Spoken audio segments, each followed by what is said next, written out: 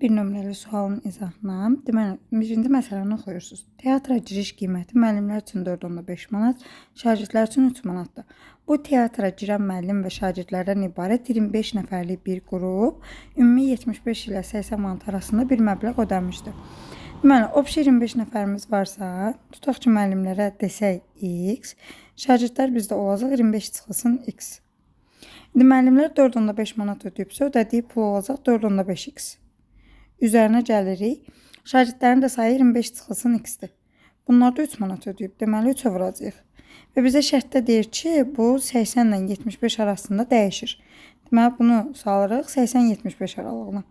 İndi ortanı vurub açaq. 4,5x. Üzərinə gəlsin 75. Çıxılsın 3x.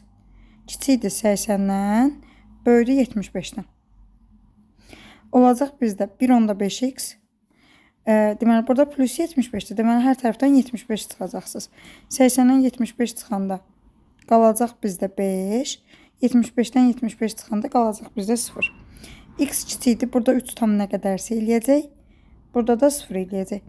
Deməli, 3 tam nə qədərsədən kiçik, ən böyük tam həll olaraq 3 götürə bilərsiniz. Siz x müəllimlərə demişdiniz. Müəllimlərin sayını maksimum götürəndə şagirdlərin sayı olur minimum. Onda müəllimləri 3 götürərsinizsə, şagirdlərin sayı olacaq 25 çıxılsın 3, olacaq 22. Birinci imtahanda da bu tipli sual var idi. Ona görə də ikinci imtahanda da bu cür məsələlər gələ bilər. Diqqətlə bu məsələlərin həllinə baxırsınız.